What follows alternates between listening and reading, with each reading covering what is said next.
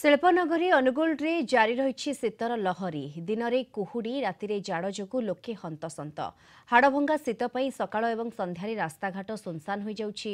ସୁନାଖଣି ଗାଁରେ କେମିତି ଅଛି ଶୀତର ପ୍ରକୋପ, ସେ ନେଇ ଅଧିକ ସୂଚନା ଦେଉଛନ୍ତି ଅନୁଗୁଳରୁ ସିନିୟର ରିପୋର୍ଟର ମାନସ ରଞ୍ଜନ ମିଶ୍ର।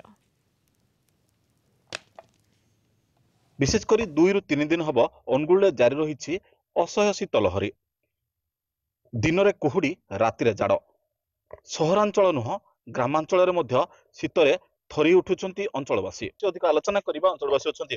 ଆଜ୍ଞା, କେମିତି ଦେଖୁଛନ୍ତି, କେମିତି ଶୀତ ଅନୁଭୂତି ହଉଛି?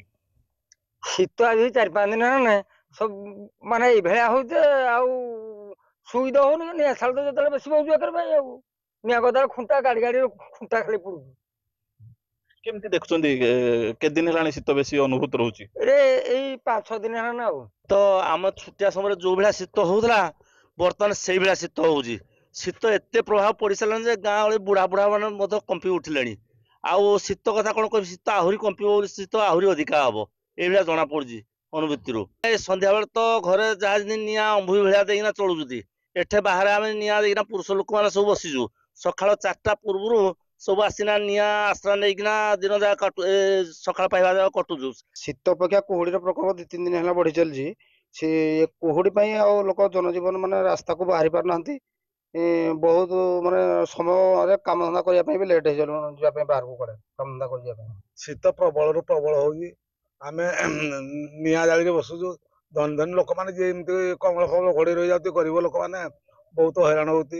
କାହାରି କିଛି ନାହିଁ, ସମସ୍ତଙ୍କର ନିଆଁ ଦିଆ ଲାସରା। ଘର ଭିତରେ ରହିଲା ପରେ ଯିଏ ଯେମିତି କନ୍ଥା ପଟିଆ ଘୋଡେଇ ଶୋଇଯାଉଛି ଆଉ କଣ।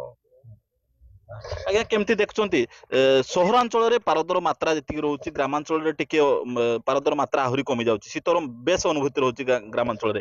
ଗ୍ରାମାଞ୍ଚଳରେ ଶୀତର ଅନୁଭୂତି କେମିତି ଅନୁଭବ କରୁଛନ୍ତି ଆପଣ? ଶୀତ ବହୁତ ଜୋରରେ ହଉଛି। ଶୀତ ମାନେ ଯାହା ଯେମିତି ଅଛି କପଡା ଫପଡା ଧରିନା ଘୋଡେଇନା ବସୁଛନ୍ତି ଏବଂ ନିଆଁ ଶାଳ ବି ବସିନା ଦିନ କାଟୁଛନ୍ତି ଆଉ। 2 ରୁ 3 ଦିନ ଭିତରେ ପାରଦର ମାତ୍ରା ଯେମିତି ଶିଳ୍ପନଗରୀ ଅନୁଗୁଳରେ କମିଛି, ପାରଦର ମାତ୍ରା କମିବା ଫଳରେ ଅସହ୍ୟ ଶୀତ ଅନୁଭୂତି ହେଉଛି ଏବଂ ରାତିରେ କୁହୁଡି, ଦିନରେ କୁହୁଡି ଏବଂ ରାତିରେ ଯୋଉ ଭଳି ଜାଡ, ତାକୁ ମଧ୍ୟ ସହ୍ୟ କରିବା ଏକ ପ୍ରକାର କଷ୍ଟକର ବ୍ୟାପାର ହୋଇଛି। ଅନୁଗୁଳ ଭିଡିଓଗ୍ରାଫର ସୁରଜିତ ସ୍ୱାଇଁଙ୍କ ସହ ମାନସ ରଞ୍ଜନ ମିଶ୍ରଙ୍କ ରିପୋର୍ଟ, କଳିଙ୍ଗ ଟିଭି।